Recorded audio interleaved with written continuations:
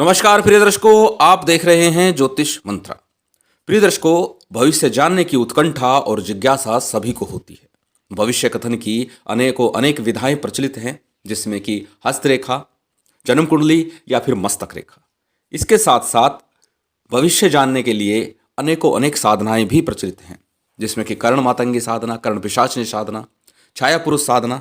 ये सभी साधनाएं व्यक्ति को भूत भविष्य वर्तमान से परिचित कराती हैं और उनके कार्य को सफल बनाने में सहयोग करती हैं। क्योंकि यदि हमें भविष्य के बारे में ज्ञात हो कि हमें किस प्रकार की कठिनाइयाँ आएंगी, किस प्रकार की हमारे कार्य में परेशानी आ सकती है, तो उसको जान करके, समझ करके, परिस्थितियों को समझ करके हम अपने कार्य की सिद्धि के लिए सरलता का मार्ग खोज सकते हैं।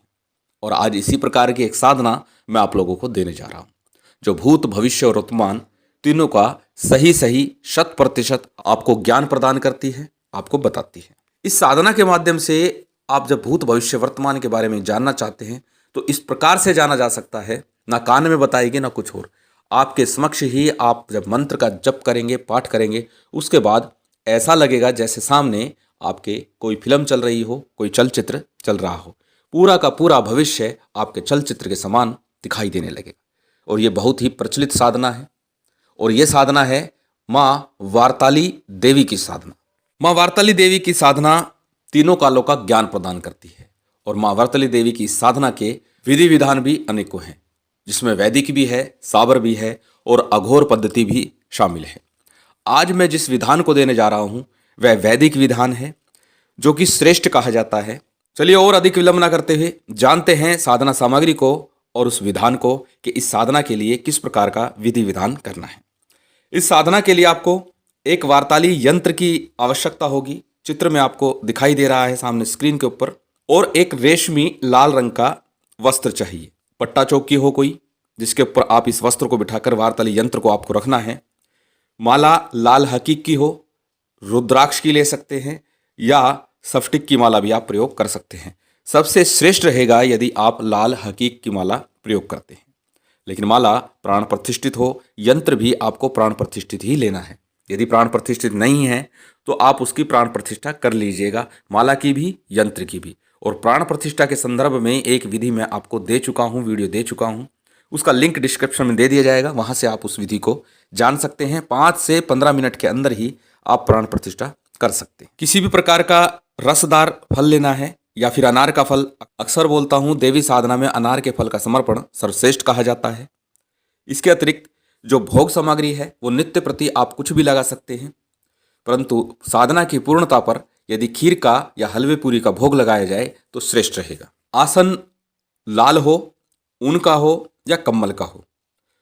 वस्त्र जो आपको पहनने हैं, संभव हो बिना सिले लाल वस्त्र पहने, अत्यधिक श्रेष्ठ रहेंगे। अन्यथा लाल वस्त्र आप किसी भी प्रकार के पहन सकते हैं, बिना सिले वस्त्र पहनना श्रेष्ठ फलदायी होगा। चलिए बात करते हैं अब साधना विधान की। करें क्या? इस साधना को कृष्ण पक्ष चतुर्दशी तिथि से आरंभ करना है, अर्थात अमावस्या से एक दिन पूर्व इस साधना को आरंभ करना है। रात्रिकालीन साधना रहेगी ये। रात में आपको इस साधना को आरंभ करना है। उत्तर की तरफ मुख करके अपना आसन लगा करके उत्तर की तरफ मुख करके बैठ जाइए। सर्वप्रथम अपने ऊपर जल छिड़किए, जलाचमन कीजिए। उसके बाद चौकी पर लाल वस्त्र के ऊपर मैंने बताया कि यंत्र को स्थापित करना है। अब यंत्र को स्थापित किस प्रकार करना है? स्क्रीन पर आपको एक यंत्र दिखाई दे रहा है। अगर इतना बना सकते हैं तो ठीक है, नहीं तो अष्टदल कमल चावल से आपको बनाना है। अष्टदल कमल ही बनाइए और उसके ऊपर आपको यंत्र की स्थापना करनी है। इसके अतिरिक्त पट्टा या चौकी जो भी आपने लगाया है उसके चारों कोनों के ऊपर एक एक दीपक तेल का लगाना है, तेल का दीपक। और मध्य में आपको घी का दीपक प्रज्वलित करना है। घी गाय का हो अच्छा है, नहीं तो शुद्ध देशी घी कोई भी हो आप ले सकते हैं। कुल मिलाकर के नित्य प्रति 5 दीपक इस साधना में चलेंगे। जब आप शुद्धि आचमन कर ले, सभी दीपक को प्रज्वलित कर लीजिए। दीपक को प्रज्वलित करने का क्रम रहेगा, सबसे पहले घी का दीपक प्रज्वलित कर लीजिए। उसके बाद में जो ईशान कोण का दीपक है उसे आपको प्रज्वलित करना है। फिर अग्नि कोण का दीपक प्रज्वलित करना है। फिर नैऋत्य कोण का, और उसके बाद वायव्य कोण का दीपक आपको प्रज्वलित करना है। इस क्रम में आपको दीपक प्रज्वलित करना होगा। दीपक प्रज्वलित करने के बाद में दाहिने हाथ में जल लीजिए, अक्षत पुष्प लीजिए। उस दिन का तिथिवार नक्षत्र अपना नाम गोत्र बोलते हुए, अपना मनोरथ बोलते हुए संकल्प कीजिए। और संकल्प का जो जल है किसी थाली प्लेट में, किसी पात्र में छोड़ दीजिए, या फिर गणेश जी के अर्पित कर दीजिए। संकल्प के बाद में आपको सबसे पहले गणेश जी का पूजन करना है, फिर गुरु का पूजन करना है, उसके बाद में कुलदेव, पितृदेव, स्थान देव का पूजन करना है। तत्पश्चात भगवान शिव का पूजन अनिवार्य रूप से कीजिएगा और उसके बाद में माँ वारताली का पूजन करना है। माँ वारताली का पूजन आपको वैदिक विधान के साथ करना है, इसलिए इसमें न्यास भी होंगे, विनियोग भी होगा। सबसे पहले दाहिने हाथ में जल लीजिए विनियोग के लिए, और विनियोग मंत्र स्क्रीन पर आपके दिखाई दे रहा है। इस मंत्र को बोलिए, ओम अस्य श्री वार्ताली मंत्र से प्राम्ब्या ऋषि त्रिष्टुप छंद से क्रिया में त्रिकाल देवता ऐं बीजम ह्रीं शक्ति श्रीं कीलकम अस्मिन श्री वार्ताली मंत्र जपे विनियोगा। ये विनियोग मंत्र है। हाथ में जो जल लिया है उसे भूमि पर छोड़ दीजिए। अब आपको न्यास करने हैं। सबसे पहले ऋषि न्यास। शरीर के अंगों के नाम मंत्र के सामने लिखे हुए हैं, स्क्रीन पर आपको दिखाई दे रहा है। पहले मंत्र बोलना है और साथ ही उस शरीर के अंग को स्पर्श करना है। जैसे पराम्ब्या ऋषे नमः, तो यहां पर सिर को स्पर्श कीजिए, सिरसी यानी सिर को। त्रिष्टुप छंद से नमः, अब मुख को स्पर्श कीजिए। दाहिने हाथ से सिर को स्पर्श करना है, फिर मुख को स्पर्श करना है। अब तीसरा बोलिए, त्रिकाल देवताभ्यो नमः, अब हृदय को स्पर्श करना है इस मंत्र को बोल करके। ऐं बीजाय नमः, गुह्य प्रदेश जंघाओं को स्पर्श करना है। ह्रीं शक्ते नमः, अपनी नाभि को स्पर्श कीजिए। श्रीं कीलकाय नमः, अपने पैरों का स्पर्श करना है। ओम विनियोगाय नमः, पूरे शरीर का स्पर्श करना है। ऐसे हथेली से पूरे शरीर को ढाप दीजिए। इस प्रकार से ऋषि न्यास करना है और इसी प्रकार से करन्यास और अंगन्यास भी करना है। करन्यास में अंगूठे सहित सभी उंगलियों से न्यास किया जाता है। अब पहले ओम अंगुष्ठाभ्याम नमः, इसमें अंगूठे को तर्जनी के साथ स्पर्श करना है। ऐं तर्जनीभ्याम नमः, अब तर्जनी को अंगूठे से स्पर्श करना है। ह्रीं मध्याभ्याम नमः, मध्यमा उंगली को अंगूठे के साथ स्पर्श कीजिए। श्रीं अनामिकाभ्याम नमः, अनामिका उंगली यानी रिंग फिंगर को अंगूठे के साथ स्पर्श कीजिए। पंचकारस्य कनिष्ठाभ्याम नमः, कनिष्ठा यानी सबसे छोटी वाली उंगली को अंगूठे के साथ स्पर्श करना। ओम ऐं ह्रीं श्रीं करतल करपृष्ठाभ्याम नमः, हाथ के पृष्ठभाग को, हथेली के दूसरी साइड को स्पर्श करना है और इस मंत्र को बोलना है। इस प्रकार से ये करन्यास हुआ। अब अंगन्यास, षडंगन्यास जिसे बोलते हैं, किस प्रकार से, जैसे हमने ऋषि न्यास किया उसी प्रकार से अंगों का स्पर्श करते जाइए। सामने लिखे हुए हैं। ओम हृदयाय नमः, हृदय को स्पर्श करना है 5 उंगलियों से। ह्रीं शीर्षे स्वाहा, सिर को छूइए, सिर को स्पर्श कीजिए। अपने दाहिने हाथ से ही स्पर्श करना है यहाँ भी। ह्रीं शिखाय वैष्ठय, अपनी शिखा बंधन को, शिखा अगर है तो ठीक है, नहीं है तो जो शिखा भाग है, चोटी का जो भाग होता है उसको स्पर्श करना है। श्रीं कवचाय हुम, अब इसमें दोनों हाथों को, दाहिनी भुजा को बाईं भुजा पर, बाईं भुजा को दाहिनी भुजा पर, इस तरह से कवचाय हुम कहा जाता है।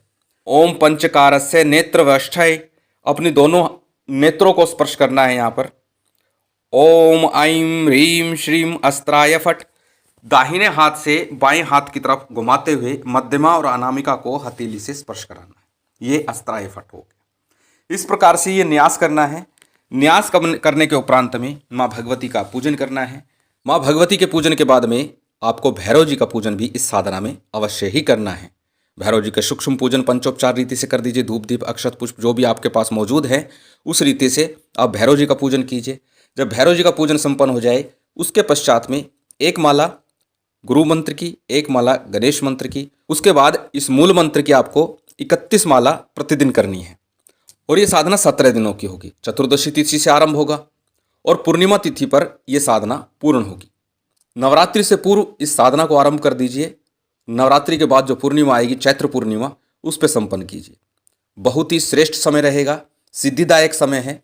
यदि ऐसे सिद्धिदायक समय में इस साधना को करते हैं तो निश्चित ही सिद्धि प्राप्ति के योग बनते हैं। अब जप के बाद में क्या करना है, जब आप 31 माला का जप पूर्ण कर लें उसके बाद में दाहिने हाथ में जल लीजिए जप के तुरंत बाद में और माँ को समर्पण कर दीजिए। गुह्य अतिगुह्य गोप्तित्वम गृणात् समर्कृतम जपम सिद्धिर्भवतु मे देवी तो प्रसादात् सुरेश्वरी, ये बोलते हुए। ये नहीं बोल सकते तो पहले भी बताया है कि मात्र मन में धारणा करनी है कि माँ जो भी मैंने जप किया, व्रत किया, तप किया, वो सब मैं आपको अर्पण करता हूँ। और ऐसा बोल करके जल को माँ के बाएं हाथ की तरफ छोड़ दीजिए। थोड़ा सा जल मध्यमा उंगली से या अनामिका उंगली से, दोनों से। स्वयं को जब तिलक किया जाता है तो मध्यमा से ही किया जाता है। तो मध्यमा उंगली से आसन पे के नीचे जल लगाइए और अपने मस्तक पर उस जल का तिलक कर लीजिए। इसके बाद में माँ की आरती करनी है। 9 बार आरती को आपने घुमाना है। कपूर से या घी के दीपक से आरती करनी है। आरती के पश्चात में जो भी नैवेद्य आपके पास है, चाहे वो शक्कर हो, मिश्री हो, लौंग इलायची पतासे का भोग हो, जो भी आपके पास है उसे अर्पण कीजिए। माँ को प्रणाम कीजिए, आसन को प्रणाम कीजिए और साधना से उठ जाइए। इस प्रकार नित्य प्रति करते हुए पूर्णिमा तक आपको ये साधना करनी है। और यही क्रम नित्य प्रति आपको करना है साधना का। जिस प्रकार से मंत्र जप हैं वो सभी होंगे।